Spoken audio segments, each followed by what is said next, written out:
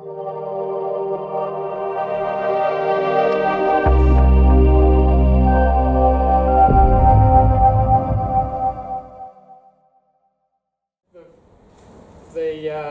rally that we did was a reenactment of James Blair's run in 1908. Now, I don't know how many of you know about that run that he did, but I was not aware of it. And in fact, anybody I talked to, I can't really find anybody that knew too much about it. But it was a very, very significant event, as hopefully you'll realise when I finish talking about it. James Blair, I should. Mike.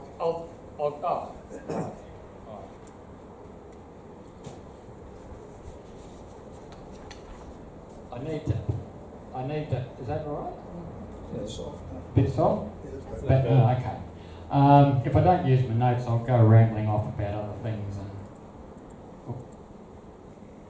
Okay, so I'm just going to talk very briefly about long distance rallies because this was a 2,500 kilometre rally. We've done a few of those sorts of runs in the Veteran Car Club lately, and I said to our tribe when I gave the talk, we're all getting a bit soft lately because we have all these national rallies and week-long runs, and we go on and ensconce ourselves in a motel or a caravan park somewhere, and we go out for a 60 or 80 kilometre run, have morning tea and lunch, and get back and have afternoon tea and happy than 825 kilometres. There was trips from Sydney to Melbourne and Brisbane to Sydney and so forth, but they're nothing compared to 4,825.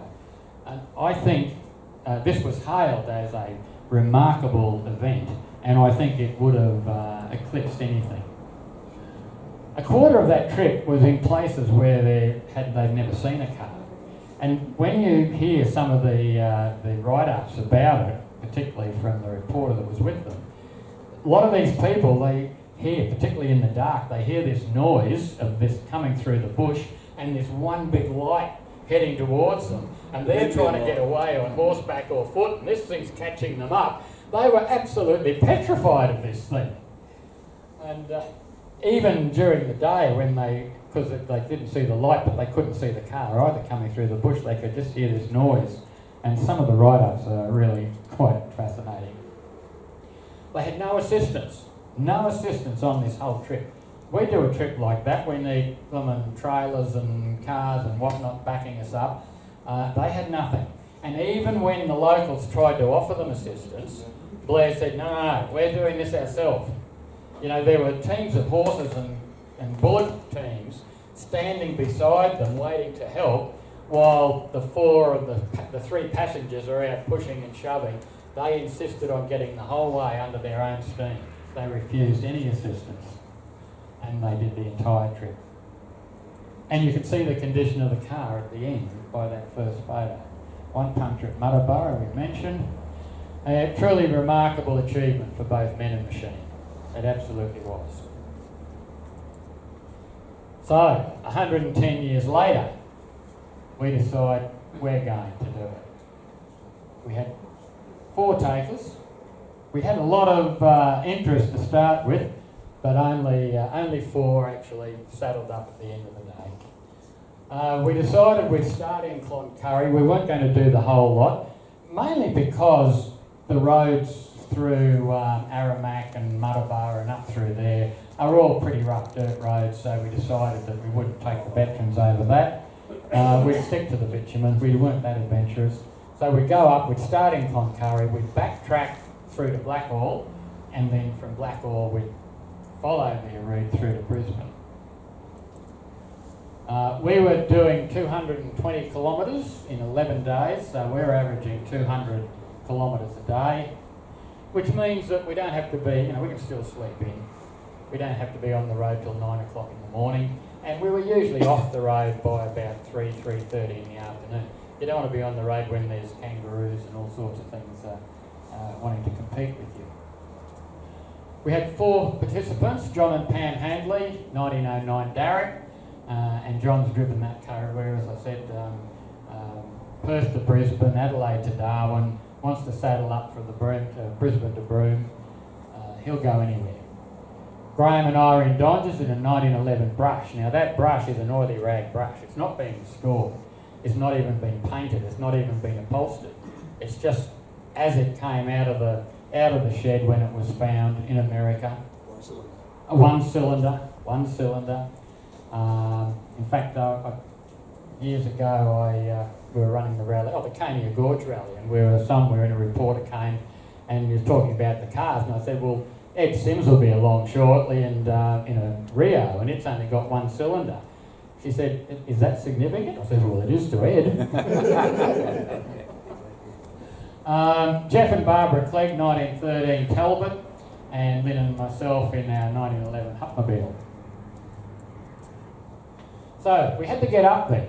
So Lynn and I decided, seeing as we were doing most of the trip, we would go up via Aramac, Muttaburra, Hewenden and go that way, so that we would actually do the entire trip. And so this is, we're actually on Bowen Down Station. At that stage, Harry Redford, where he mustered all the cattle and drove them through to Adelaide to sell them. Well, that's Bowen Down Station, and that's the main road. Actually, it wasn't a bad road. I would easily have taken the Veteran over that road. And we would, if I was doing it again, we would go that way. There was actually only 25 kilometres of what you would call dirt road, and I think we could have coped with that. The rest of it was either this sort of road or bitumen, and a lot more bitumen than the map said. Okay, so we got up to wherever we were going, and we decided that seeing as Blair went out and visited the mines, well, we should do that as well. So we got the map to go out, and Orion and Graham came with us, and so we went to Curadella, and that is the Hampton mine, and there's not much left of that. In fact, Curadella was where the town was and the smelter. The mine was about 10k out of town. Interestingly, as we were driving around, all you've got is bush around you, but the GPS is telling you what road you're on. The town is still a gazetted town with the roads on the GPS. So we'd drive up to the intersection and then we'd turn and we'd go down that street. And the next day, we're ready to go. The Mayor of Cloncurry flagged us off on the 11th of July. We had quite a few people around town just to farewell us. We got on the TV and the Mount Isa rag. Not too many people out there have seen cars as old as ours, so they were fascinated, and none of them could believe we were actually going to drive to Brisbane. So we'll give you some highlights of our trip. First night was at Kainoona, the Blue Heeler Hotel. A couple of them camped here. We camped up on the hill at the Roadhouse. There was too many caravans in this one. But John Hanley had a bit of problem with his magneto, so that came out that night, and all the experts are around there having a look at what's wrong with it. Couldn't find anything, put it back together and put it back on. Then we went on to Winton. Lynn's being gobbled up by a dinosaur. We visited the dinosaur centre there. It was absolutely fabulous. They've done a brilliant job with that. And that's not the where we went at Last Quarry. This is actually just out of town. And this is the brush. There's the single cylinder engine sitting up the front. That day Graham had a bit of a tail shaft problem. It was making all sorts of horrible noises. He limped into Longreach and found someone to do some welding on a Saturday morning and virtually rebuilt the tail shaft. And then when we tried to put it back in, everything was rubbing in the engine because the tail shaft never had the right length. When we did everything right and put it back together, we found that it pushed all the gears forward and made an awful noise. So we had to then turn around and find some thrust washers to put in it to stop that. But you know, by the evening, and we had a lay day in Longreach, so by the evening it was going and didn't miss a beat. So we went out and we did dinner on the Thompson, a cruise down the Thompson and the dinner on the river. Yes. And on the lay day, other than helping Graham, we found time to go to the Qantas Founders Museum and the Hall of Fame and whatever else. And so the next day we're on the road, morning tea at Ilfracombe Hotel. Now, I might say we didn't have morning tea at the hotel. Just in front of this was a coffee van. And we stopped there to have coffee. True. But again, the locals came out. And Ilfracombe's the town that's got the museum up the street. So you've got all your machinery, and every time you go there it seems to have doubled in size. And a lot of it's being restored, which is the other good thing. Then we went down to the Tree of Knowledge. Not too much knowledge there anymore. It's a stump of knowledge now. Oops, we've gone back. How do we do that? And down to Blackhall. So we spent the night at Blackhall. Not much at Blackhall. Sorry? No, not much at Blackhall. Not much at Blackhall, no. Although it does have the Waltzing Matilda Centre now, which is open. Yeah. And we're at the showgrounds. We pulled up and we said, oh, look, it's better over the other side. So we tried to start up to go over, and the brush has another problem. You can see the big end, the white metal's given away there, and it's making an awful noise. Not very healthy. So we had a look at that and decided we better have a drink and a meal, and we'll do something with it in the morning. We'd organised a late start out of Blackhall so that those that hadn't been there could see the wool scour. So we had a bit of time up our sleeve. So we decided that the rest of the white metal looked pretty good, and it was nice and solidly, firmly in there. So we went and bought as much solder as they had in the town, and decided we'd melt a bit of solder in it. Graham then started to file it out and trying to find something the same size as the journal, and we were looking around, and while he was doing that I'm filling the oil up in the Huttonville using a sauce bottle, and we looked at it and went, oh, the top on the sauce bottle was absolutely perfect. So we ripped that off and he used that as a guide, filed it all down, put it all in, and mind you, you can do all this on a brush without pulling the motor apart. There's a little trap door on the side you can get in and do it all. Yeah, he was going again. He actually finished the rally with that repair, no more trouble. It does have a new one now, but while he's doing that, of course, we went and had morning tea. Now, you know, you say there's not much in Blackhall. There's a bloody good cafe for morning tea, let me tell you. Good coffee, and look what they produce. So, on to Tambo. We go to Tambo, and of course the girls want to go to Tambo Teddies and have a look at the teddy bears, and while we're there, they give us a drink voucher for the pub that night, so you've got to go along to the chook races. Okay, so we go along to the chook races. Now, I don't know how many of you have been to chook races before, but this character over there, he's a good scrooker. He's got all his girls there. He's the trainer, by the way. Got all his girls there, and he introduced them all one at a time and told them how they perform. The blue one in the front there is the one that wins more often than not. The real pink one over there, she doesn't do too bad either. And one of the white ones, I can't remember which, is probably about the third best. So he's talked them up. And then he auctions each one for the night. So you bid to have your chook. And I'll tell you what, the bidding's really tough. Lynn tried to get 3 chooks during the night. But, they just went on and on and went up.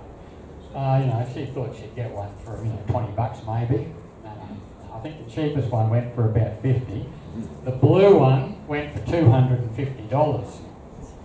Now, and Jeff Clegg, our Talbot driver, he was the one that bought that one. A couple of the girls had a couple of the others. Anyway, what they do is, you can see the little motorised car there. It's got a chook feeder on the back. So when they're about to race, the starter says go, the cart runs around, and that's an oval circuit, and it goes around 3 or 4 times, and then when it passes the finish post, whichever's the lead chook's declared the winner. And it was the blue one tonight. Now, Jeff, what they do is they collect all the money, half of it goes to Royal Flying Doctor, the other half goes to the winner. And I think Jeff got about $380 for his winnings for a $250 outlay, so he didn't do too bad.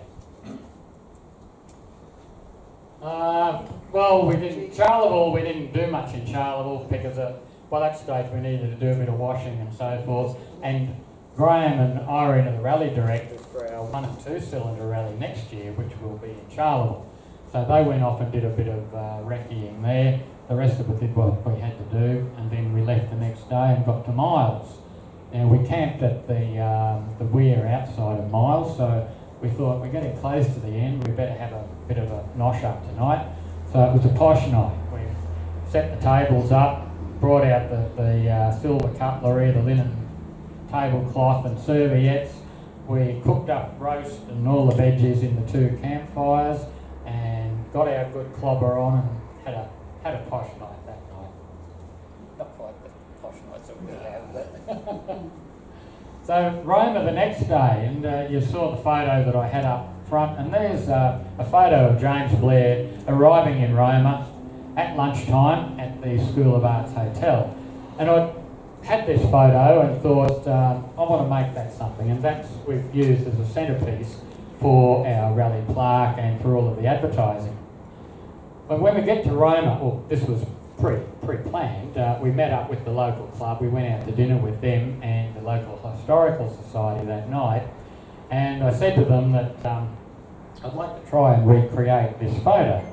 So we found the School of Arts Hotel, and there it is there, but it says School of Arts Hotel 1918.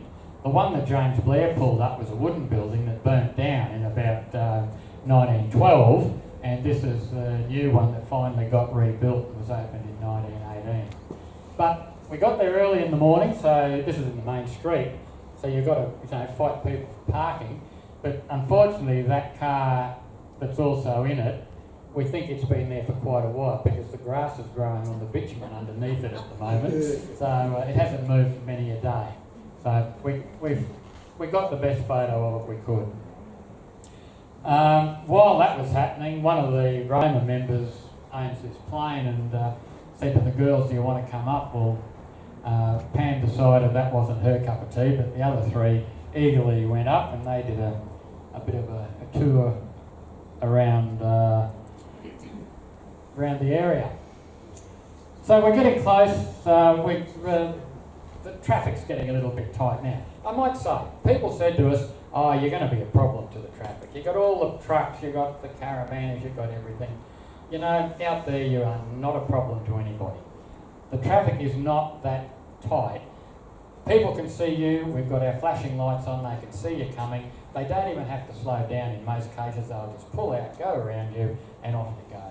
And in fact, you talk to them on the 2 ways from the backup vehicles, and they actually love to see you on the road. That was Toowoomba. The night before in Chinchilla was the same. That's ice on my seat and on my windscreen. All over the car, it's just covered in ice. It was bloody cold. So we've decided that we're finishing in Ipswich. Blair came from Ipswich, it's a good place to finish. And of course, the car lives in Ipswich now. The Panhard, it was converted to a rail motor in 1919 and served on the Normanton-Croydon line, which is now known as the Golflander, as number 23. All the rail motors were renumbered in 29 and it was renumbered RM14. And there it is in Normanton as RM14.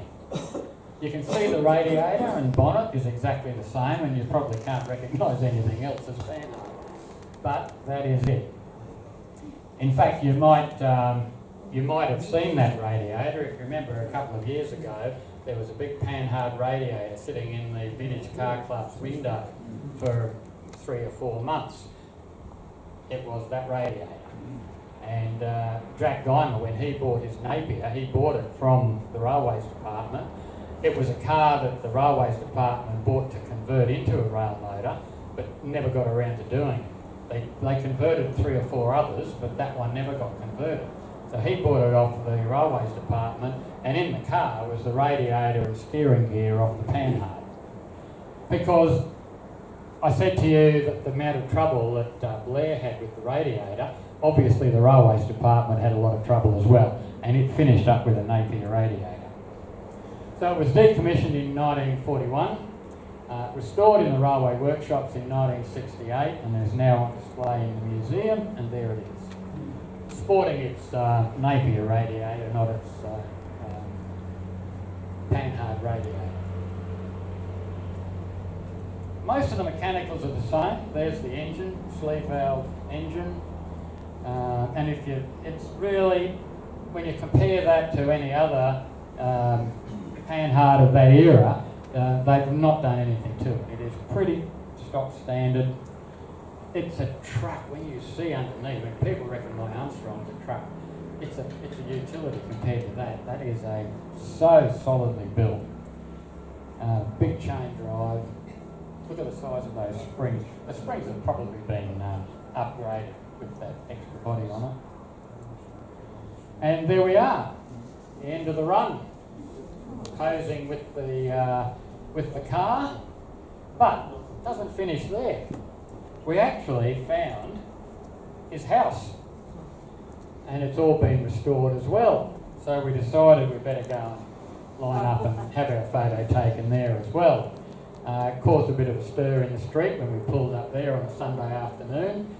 All the neighbours came out to see what was going on.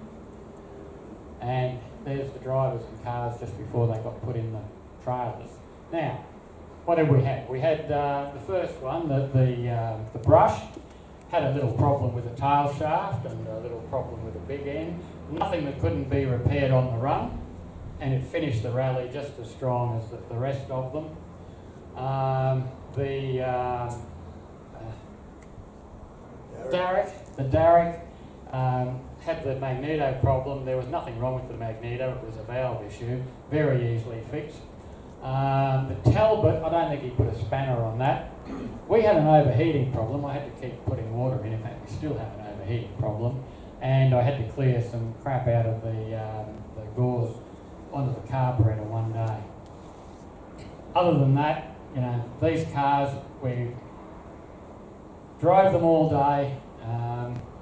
They did everything we wanted them to do, and they finished, and the cruise finished as well. I didn't show that slide, but the point I make about these events is they are really very good social events as well. We have time for that as well. And the Adelaide to Darwin, we had 41 cars entered on that. 39 started and 39 finished. We had no casualties along the way. Adelaide to Darwin was the same. Adelaide to Darwin. Sydney to Sydney. I'll try that again. Perth to Sydney was the same. I think they had 36 cars and all finished.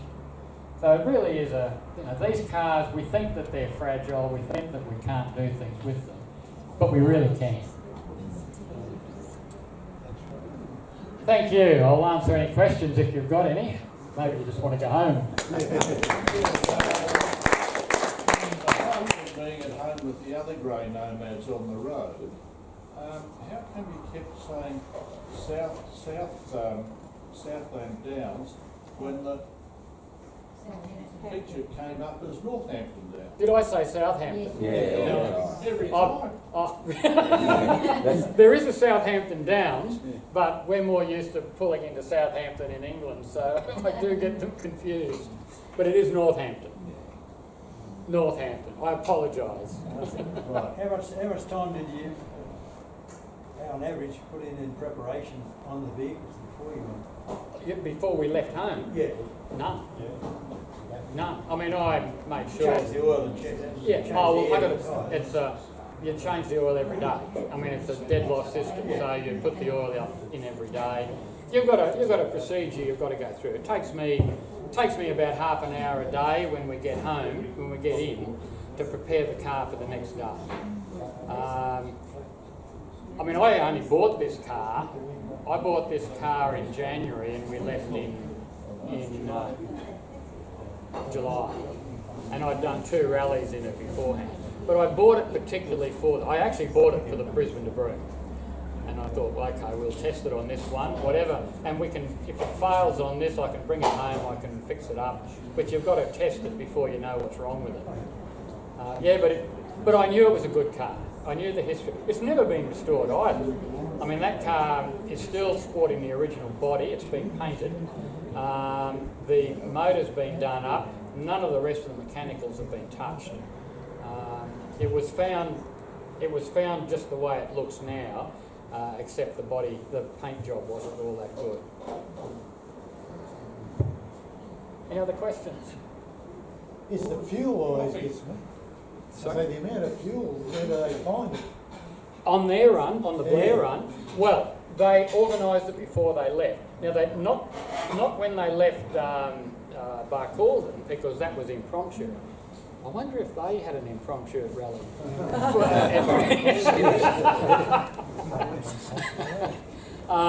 Yeah, but on the run that they did up through where there was nothing, they had fuel dropped off at Kainoona and places like that, which they collected, and they carried all their fuel with them. That's why it weighed 2.5 tonnes. Is that a thirsty car? Oh, it would be a thirsty car. They obviously went a hell of a lot of places they didn't intend to go. So Oh, yeah.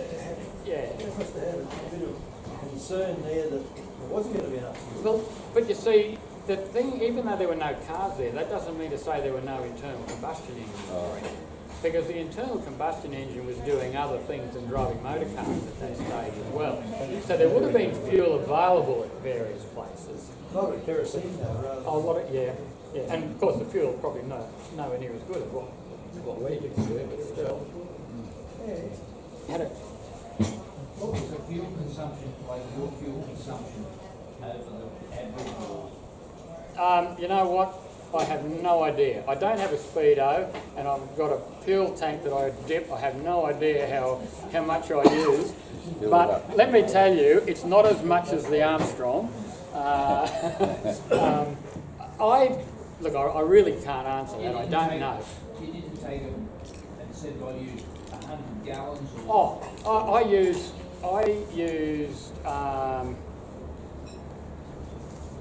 I would use about 35 litres a day. I'm just trying to think of that. And we were doing 200 kilometres basically, so work that out, I'm not sure. That's 15 litres per 100. 20 miles an hour. Yeah, 20 miles a gallon. Talking about your trip, there's a very interesting book I read some years ago. It's called An Unusual Honeymoon. 1928, Liberty bought it brand new. Travelled all around Australia, no roads except up the east coast. Across Hour, and we do more eating and talking than we do rallying. There is some advantages in that, but there's some disadvantages as well. So I'll talk about what we used to do. I'll talk about James Blair and what he did, and then talk about what we did. Okay, so, actually, I wasn't going to go through this quite chapter and verse. I had a brief, I'll go through it quickly. Okay, if we go back to 1970, the very first rally that we did, not the first rally, the first decent rally that we did was the International Rally of 1970. And that was 1,600 kilometres in 9 days from Sydney to Melbourne via Canberra and Albury. There's probably a few of you in the room that may have done that. I know John and Alison Day did. In the vintage car, in the veteran cars, we had, I think, about 10 veterans on the run. But there was 150 vehicles all up, veteran and vintage. That included, 450. There was 400 cars and 50 motorcycles on that particular rally. So that was a fairly long run. The next one we saddled up, and there'd be even more of you in the room that did this one. That was in 1978, where we went 1,480 kilometres in 9 days That started in Sydney, came up to the Gold Coast, up to Toowoomba, back to Brisbane, and then finished again on the Gold Coast. And some of you might be a bit like us, we're still waiting for our main course at the final dinner, but I'm sure when it comes it's going to be good. That was the biggest stuff up I've ever seen. 1988 was another international rally for veteran and vintage cars, and that had multiple runs. It was a Monte Carlo style rally from most of the capitals, culminating at Canberra. The biggest run was from Darwin. I don't know how many kilometres they did. The Queensland one came from Brisbane all the way down, but there was a few more curls in it than that, and I can't remember how long it was. We weren't actually on that one. I was in Canberra for the finish, but we didn't do the rally. Then 1995, the spring tour of New South Wales, we bought our Armstrong that year, and I asked Bob that we bought it from to hold it, and we'd come down and pick it up and drive it back to Brisbane. So we did 1,500 kilometres in 9 days, from Sydney out through to Coonabarabran with the New South Wales group, then on up to Brisbane. There was a group from Brisbane that came down. They came down the coast road, and I can't do this very well, down the coast road, met us at Newcastle, and then did the rest of the run. They did a bigger run than that, and there was, I think, 4 veterans that did that particular rally. Our 40th anniversary run, I was just talking to Nancy before about that one, that Bob was on that. We did from Bow Desert down around through New South Wales, northern New South Wales, and back to Stanthorpe, back to Southport, I should say. We did go through Stanthorpe. Cania Gorge, the year after, Lynn and I organised the Cania Gorge run, 950 kilometres in 6 days from Kilcoy to Cania Gorge and then back via Kingaroy. I know there was a few in the room that did that. Trevor didn't, but Jeanette did. Passenger with John and Alison. Then we have the big one start. 2012, Perth to Sydney, 3,940 kilometres in 20 days. Now, I looked at that and I thought, who in their right mind would drive a veteran car from Perth to Sydney? And we didn't do it. But then Graham Donges and John Handley, they did it, and talking to them, and I was really enthused. And I said, right, if they do another one, count me in. No, that's that one. And then 2014, Adelaide to Darwin. We'd just done our our 2-cylinder rally in South Australia a couple of months before.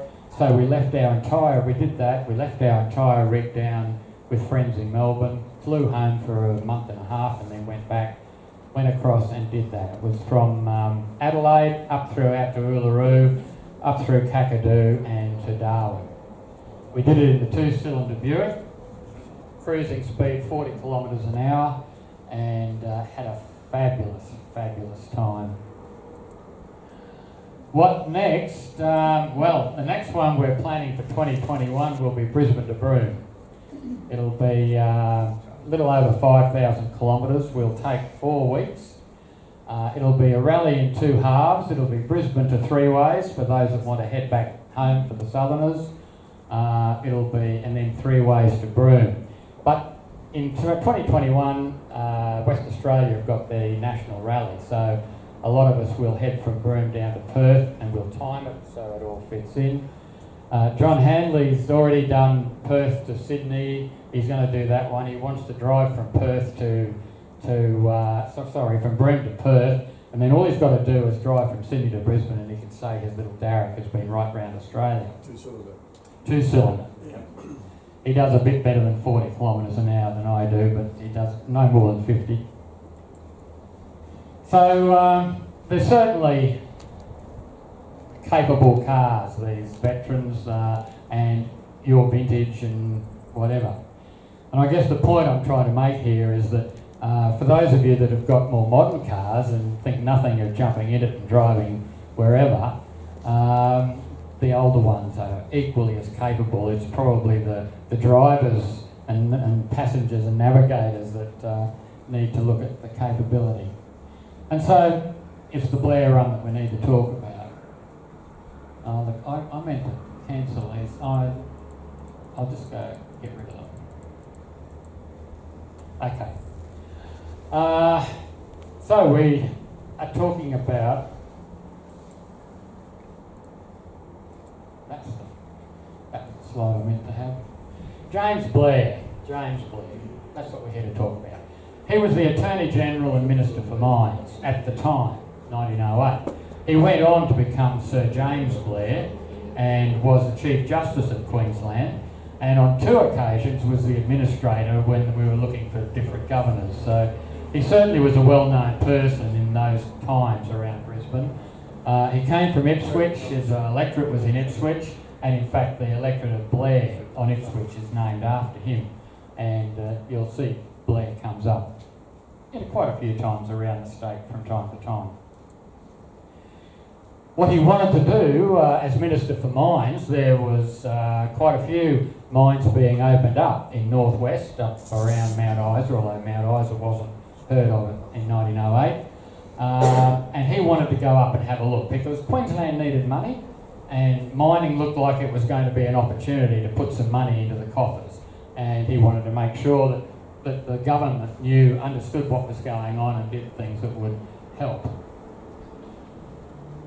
In 1907, he bought a second-hand Panhard Lavassa from Sydney, had it shipped up, and he arrived late 1907. Gave him a bit of a chance to learn how to drive it, although he had a chauffeur. Purported to be a 40 horsepower, but we somehow doubt that. It's probably about a 30 horsepower, 28 horsepower Panhard. But doesn't matter, it's still a nice big powerful car. That's it. That's his chauffeur in the passenger seat, and this is after it came back from the run.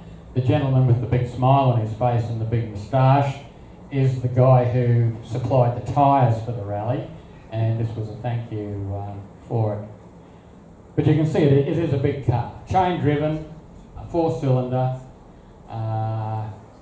and sleeve valve engine. The party was his private secretary, J.D. O'Hagan, from the Justice Department. He was the Attorney General after all. His Canadian chauffeur mechanic, Charles Hall. Mr. D.A. Murphy, who was the owner of Southampton Downs. Now, that will become significant later on in the story. And, of course, no politician does a trip like this without taking the press along. So he had a reporter from the Queenslander newspaper go with him for the full trip. And it's just as well he did, because there are articles that when you start doing the research, there's quite a bit of information about this trip available. So he loaded up the car and they put it on the train to start with, and they left Brisbane on the 4th of May by train. He had a bit of work to do in Rockhampton. They unloaded it there for a few days, put it on another train and then went out to Blackall, which is where they were going to start the run. The first thing he did when they arrived in Blackall was to open the railway line that they'd just come on. The Alford to Blackall railway line was brand spanking new. I think it was only the second trip that had been done on it. And he opened that, and then he opened the agricultural show the next day. And then on the third day, they decided they better pack up and head off. Mind you, the locals out there didn't think much of this. They were happy to see him out there, and everywhere he went, they wanted to have banquets and all sorts of things. But they really didn't think this monstrosity of a motor car was going to do very well out there. And in fact, the locals said to him, look, you're not going to get very far. We've got the Alice River just out of town. There's no way in the world you're going to get a car over there that weighs about 2.5 tonne with all of their gear on it. You've got very steep embankments and it's very soft in the middle.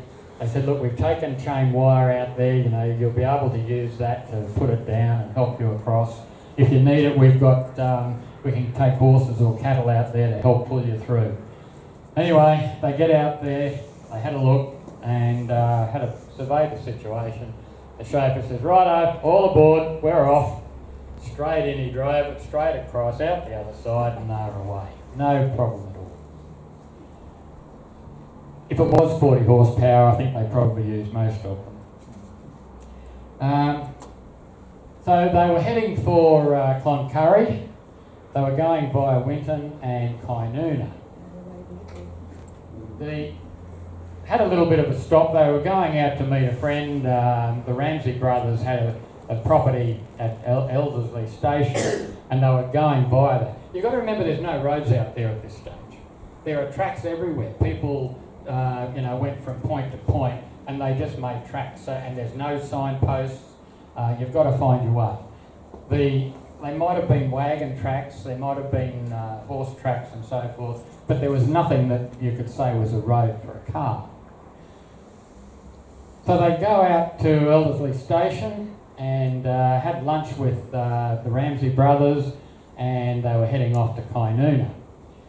Now, again, there's no road signs, so they gave them a couple of Aboriginal trackers to go with them to get them on the right road so they would get to Kynuna.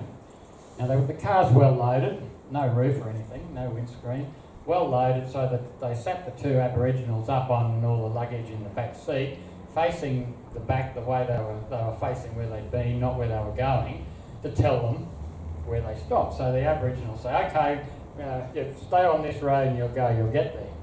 So the Aboriginals then got off and they walked back to the station, and Blair and his team merrily driving down the road, getting further and further away until they met Mr. Wills Allen coming the other way in his Minerva.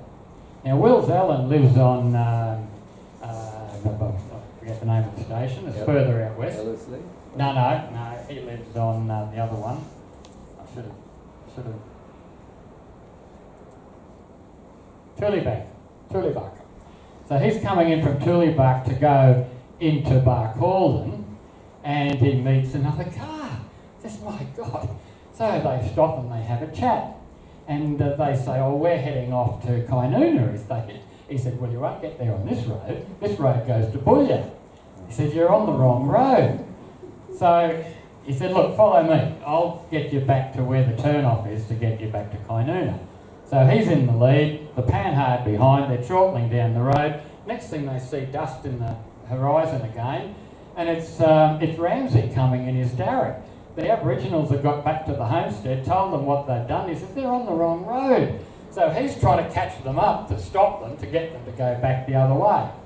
And so what we have, and that's when we get to this one, what we have out in the middle of central Queensland, the middle of nowhere, the only three cars in existence for hundreds and hundreds and hundreds of miles all meet up at the same day at the same place.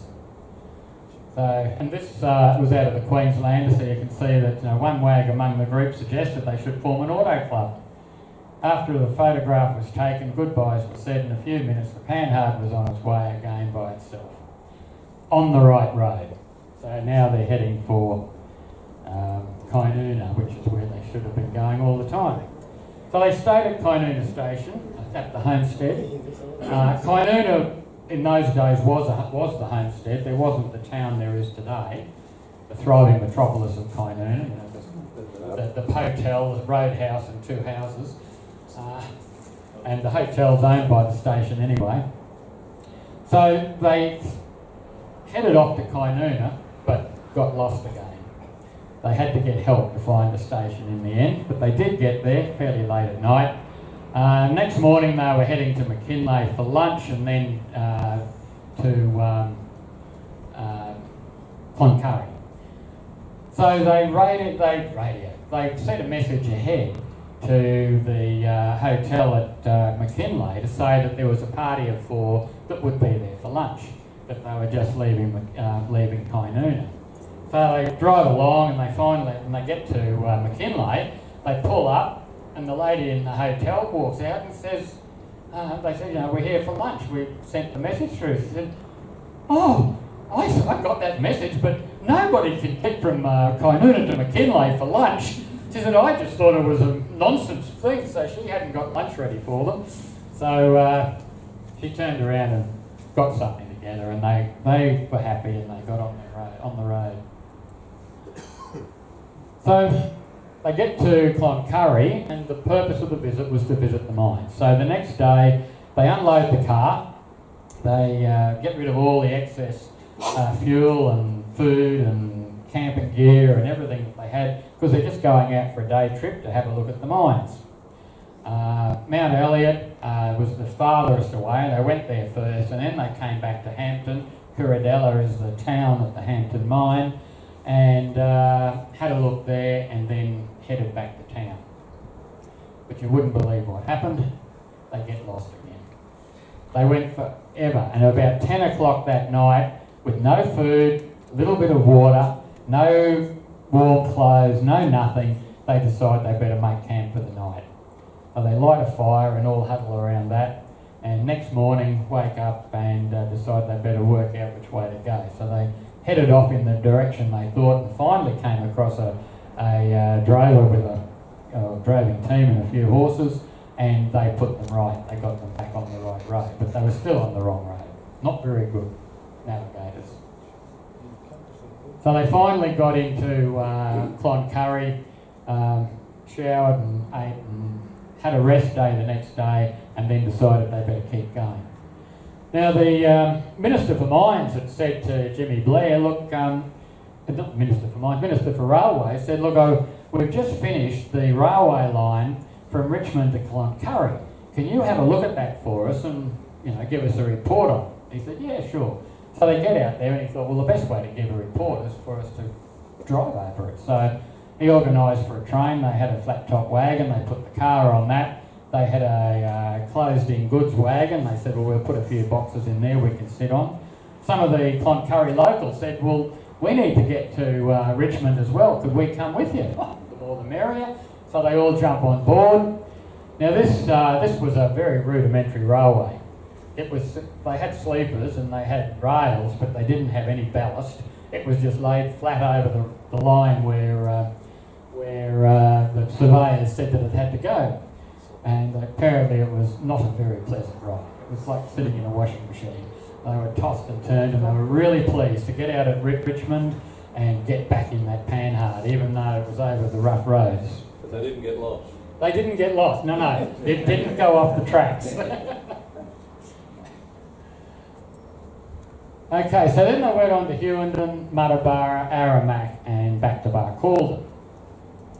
But they got their only puncture of the trip at Muttaburra. Now that's an amazing feat in itself, because the biggest problem that motorists found in those days was horseshoe nails on the road. Horses had a tendency to throw their shoes and leave nails lying everywhere, and of course car tyres love to pick up nails and screws and anything that's lying around.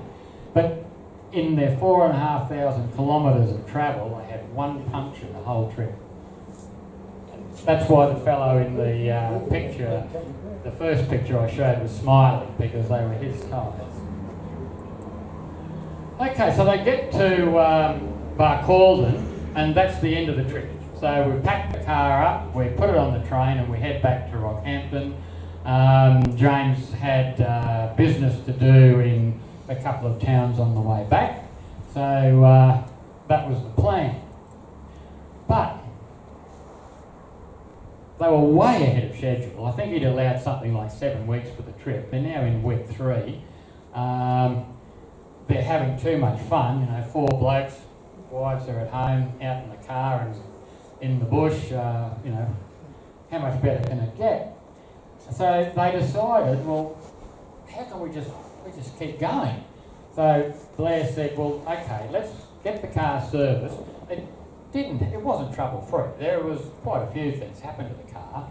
So they had to have a blacksmith do some work on it a couple of times. They already had some problem with the radiator at this stage, so they had a little slow leak there that had been attempted to be fixed. So they said, righto, take the car, we'll get it serviced. Blair got on the train with the reporter, and they went to Claremont and Alpha to do the business they had to do, and they finally decided that they would keep on going. So Murphy and Hall took the car back to Southampton Downs. Now, that's where Murphy came from, if you remember, and that is actually just south of Blackwall. You'll pass the entrance to Southampton Downs station, and they did the overhaul on the car. they say an overhaul, but I think basically they just did a service. They did another repair to the radiator and got it ready. So James Blair gets back. The guys have been there for 2 weeks by the time he gets back there. He stayed there for 3 days and said, look fellas, if we don't get going soon, we're not going to fit into our clothes. Apparently Murphy, as a bachelor, had this fabulous Chinese cook that used to put all these great meals out, and they were living the high life out there in the middle of central Queensland. So they did. They went to to Charleville I should say, but by the time they got to Charleville, the radiator needed major repair, and the plan was to put the car on the train at Charleville and drive back.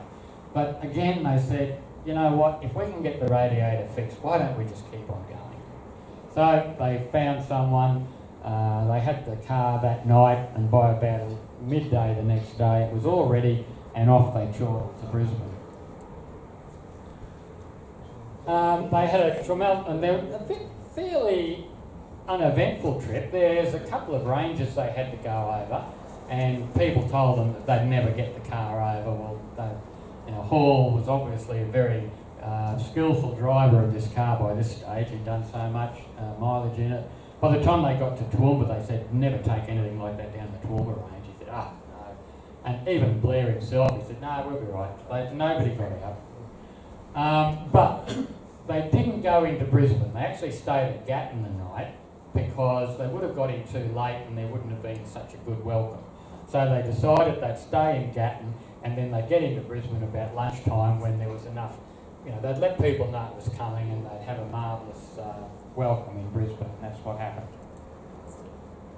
So, 4,825 kilometres. Now that was mainly because they got lost so often and doing detours and things like that. 21 days driving, which means that they covered an average of 230 kilometres a day. And when we did it, we did an average of about 200 kilometres a day. So when you think of what they did, we had bitumen road all the way. We had a few road trains to contend with, but not much else. When you think about what they did with the roads of the day, but they did travel late into the night at times. And they, when you consider the car and the roads and what they looked at, and they only had acetylene headlights. The passenger light did not work for most of the time, but they had a fairly reliable driver's side one. And of course, that's not what I thought I was going to say. I'll mention that a little bit further on. But if you think about it, we're talking about 1908. Now, there are a lot of long-distance car journeys that happen, but most of those are in the teens and 20s. In 1908, I can't think of any other journey that anybody would have done that would knock off four. Sandy bottom. He made spare tyres for the back that he could bolt on to go across the sandy riverbanks. The four-cylinder whippet. I had the whippet one stage. And put a plank across behind the front seat. That's what they slept on for their honeymoon. Took a rifle and a heap of ammunition, shot his food, And I think it was something like 6 months or something they took to go all around the front with no road. And they were still married at the end of it. Yeah, that was the unusual bit about it. Yeah, that's right.